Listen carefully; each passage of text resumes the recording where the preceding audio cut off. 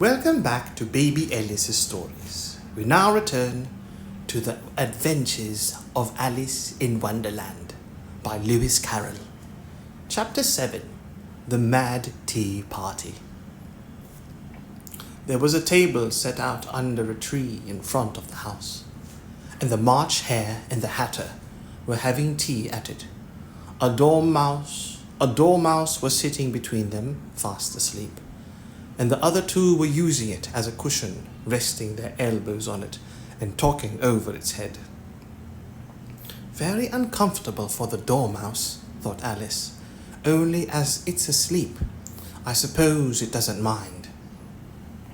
The table was a large one, but the three were all crowded together at one corner of it.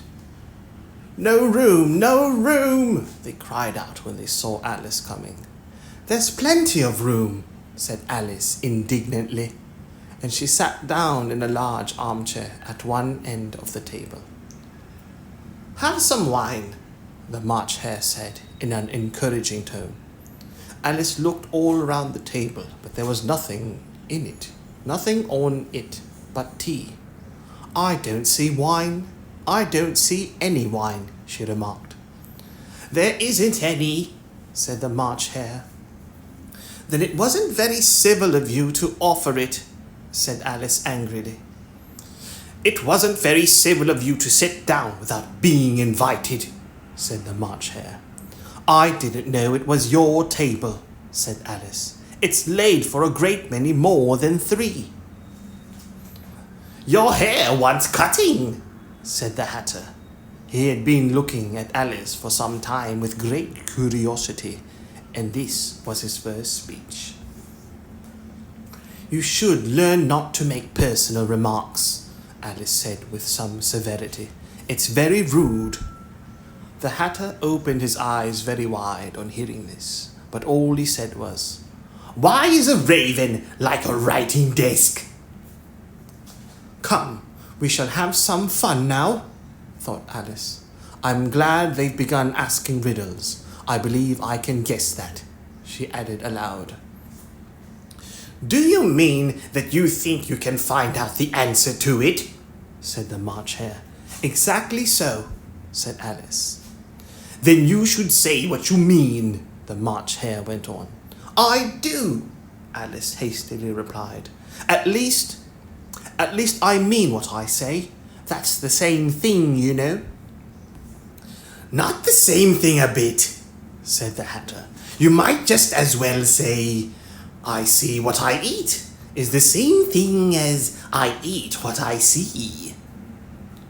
You might just as well say," added the March Hare, "that 'I like what I get' is the same thing as 'I get what I like.'" "You might just as well say," added the Dormouse, who seemed to be talking in his sleep, "that 'I breathe when I asleep' is the same thing as 'I sleep when I breathe.'" Who seemed to be talking in his sleep, "that 'I breathe when I sleep' is the same thing as 'I sleep when I breathe.'" "It is the same thing with you," said the Hatter, and here the conversation dropped and the party sat silent for a minute, while Alice thought over all she could remember about ravens and writing desks, which wasn't much. The Hatter was the first to break the silence. "What day of the month is it?" he said, turning to Alice. He had taken his watch out of his pocket and was looking at it uneasily, shaking it every now and then and holding it to his ear. Alice considered a little and then said, "The 4th." "2 days wrong," sighed the Hatter. "I told you butter wouldn't suit the works," he added, looking angrily at the March Hare. "It was the best butter," the March Hare meekly replied. "It was the best butter," the March Hare meekly replied. "Yes, but some crumbs must have got in as well," the Hatter grumbled. "You shouldn't have put it in with the bread knife." The March Hare took the watch and looked at it gloomily. Then he dipped it into his cup of tea and looked at it again. but he could think of nothing better to say than his first remark. "It was the best butter, you know." Alice had been looking over his shoulder with some curiosity. "What a funny watch," she remarked. "It tells the day of the month and doesn't tell what o'clock it is." "Why should it?" muttered the Hatter. "Does your watch tell you what year it is?" "Of course not," Alice replied very readily. "But that's because it stays the same year for such a long time together." "Which is just the case with mine," said the Hatter. Alice felt dreadfully puzzled. The Hatter's remark seemed to have no sort of meaning in it, and yet it was certainly English. "I don't quite understand you," she said, as politely as she could. "The Dormouse is asleep again," said the Hatter, and he poured a little hot tea upon its nose. The Dormouse shook its head impatiently and said, without opening its eyes, of course, just what I was going to remark myself." "Have you guessed the riddle yet?" the Hatter said, turning to Alice. "No, I give it up," Alice replied. "What's the answer?" "I haven't the slightest idea," said the Hatter. "Nor I," said the March Hare. Alice sighed wearily. "I think you might do something better with the time," she said, "than waste it in asking riddles that have no answers." "If you knew time as well as I do," said the Hatter, "you wouldn't talk about wasting it. It's him."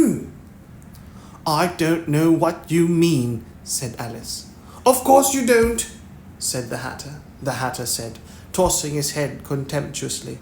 "I dare say you never even spoke to time." "Perhaps not," Alice cautiously replied. "But I know I have to beat time when I learn music." "Ah, that accounts for it," said the Hatter. "He won't stand beating.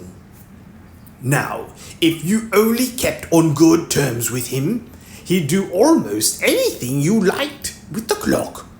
For instance, suppose it were 9 o'clock in the morning, just in time to begin lessons.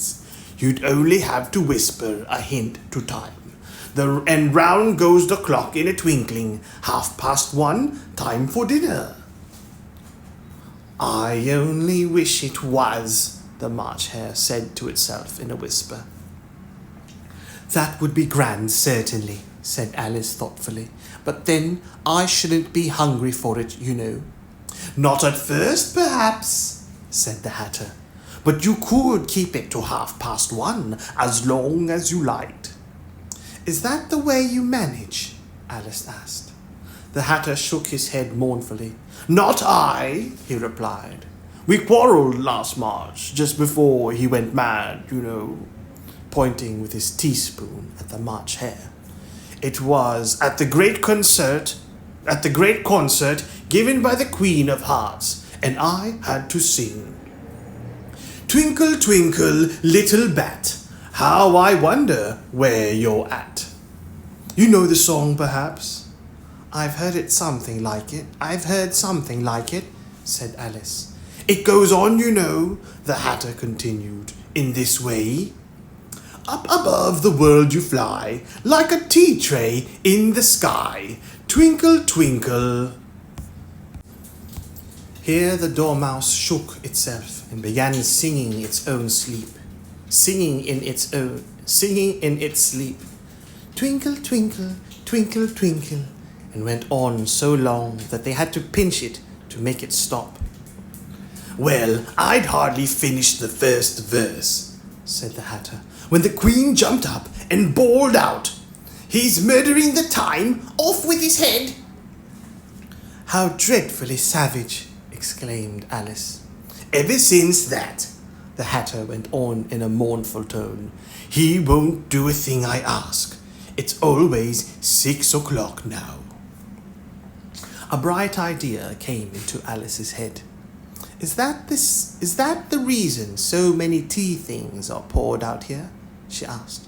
"Yes, that's it," said the Hatter with a sigh. It's always tea time, and we've no time to wash the things between whiles. Then you keep moving round, I suppose, said Alice. Exactly so, said the Hatter, as the things get used up. But what happens when you come to the beginning again? Alice ventured to ask. Suppose we change the subject, the March Hare interrupted, yawning. I'm getting tired of this. I vote the young lady tells us a story. I'm afraid I don't know one, said Alice, rather alarmed at the proposal. Then the Dormouse shall, they both cried. Wake up, Dormouse! And they pinched it on both sides at once. The Dormouse slowly opened his eyes. I wasn't asleep, he said in a hoarse, feeble voice. I heard every word you fellows were saying. Tell us a story, said the March Hare. Yes, please do, pleaded Alice. And be quick about it, added the Hatter, or you'll be asleep again before it's done. Once upon a time, there were 3 little sisters, the Dormouse began in a great hurry. And their names were Elsie, Lacey, and Tilly, and they lived at the bottom of a well. What did they live on? Said Alice, who always took a great interest in questions of eating and drinking. They lived on treacle, said the Dormouse, after thinking a minute or two. They couldn't have done that, you know, Alice gently remarked. They'd have been ill. So they were, said the Dormouse, very ill. Alice tried to fancy to herself what such an extraordinary ways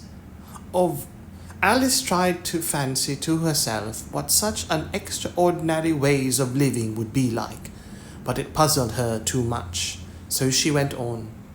But why did they live at the bottom of a well? Take some more tea, the March Hare said to Alice very earnestly. I've had nothing yet, Alice replied in an offended tone, so I can't take more. You mean you can't take less? Said the Hatter. It's very easy to take more than nothing. Nobody asked your opinion, said Alice. Who's making personal remarks now?